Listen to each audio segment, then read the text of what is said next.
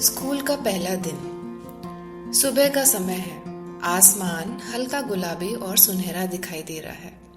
खिड़की से आती सूरज की किरणें कमरे में एक प्यारी सी गर्माहट भर रही हैं। बाहर पेड़ों पर बैठे पक्षी मधुर आवाज में चहचहा रहे हैं। कमरे के अंदर सीरू आईने के सामने खड़ी है।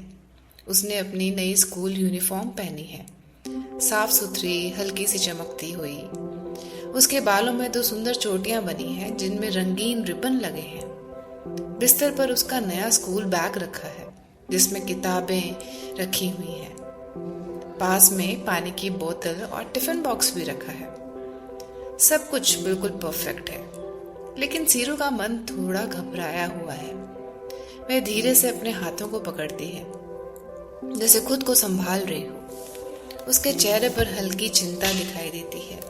उसके मन में कई सवाल घूम रहे हैं। नई जगह कैसी होगी? क्या वहां कोई दोस्त बनेगा? अगर कोई बात ना करे तो? घर से निकलते समय उसके कदम थोड़े धीमे हैं। रास्ते में चलते हुए वह चारों तरफ देखती है। सब कुछ आज थोड़ा अलग लग रहा है, लेकिन आज उसका पहला स्कूल डे है। जैसे ही वह स्कूल के गेट के पास पहुंचती है, सामने एक बड़ा रंग बिरंगा गेट दिखाई देता है। गेट के अंदर से बच्चों की हंसी, खिलखिलाहट और खेलने की आवाजें आ रही हैं। कुछ बच्चे दौड़ रहे हैं, कुछ झूले पर खेल रहे हैं और कुछ अपने दोस्तों के साथ बातें कर रहे हैं। सीरू धीरे धीरे अंदर कदम रखती है।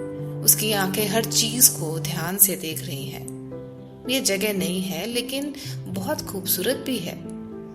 लेकिन इतने सारे बच्चों के बीच वह खुद को थोड़ा अकेला महसूस करती है। वह एक कोने में जाकर खड़ी हो जाती है।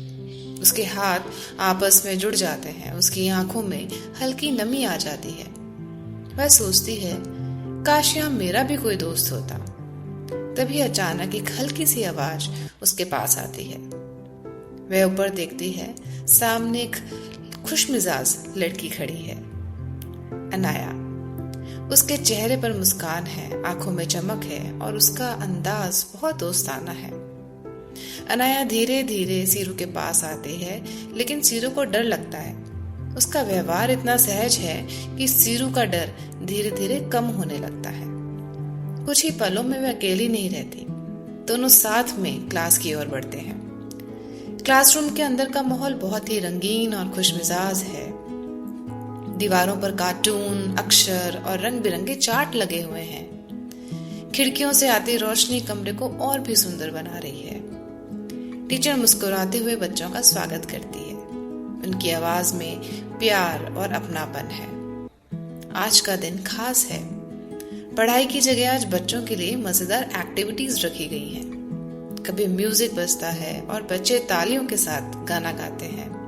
कभी मिलकर डांस करते हैं, कभी रंगों से ड्राइंग बनाते हैं। सीरू पहले थोड़ी चुप रहती है, लेकिन धीरे धीरे वह भी इसमें शामिल होने लगती है। उसके चेहरे की घबराहट अब धीरे धीरे गायब हो रही है। उसकी जगह एक प्यारी सी मुस्कान ले रही है। लंच टाइम आता है। सभी बच्चे अपने अपने टिफिन खोलते हैं।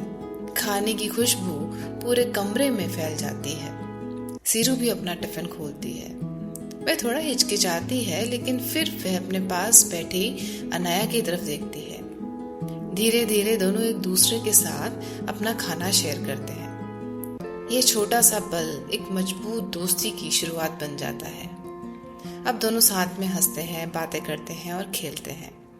दिन धीरे धीरे खत्म होने लगता है। स्कूल की छुट्टी होती है। बच्चे अपने अपने घर जाने लगते हैं। सीरू भी बाहर निकलती है, लेकिन अब उसके कदम पहले से तेज हैं और उसका चेहरा खुशी से भरा हुआ है।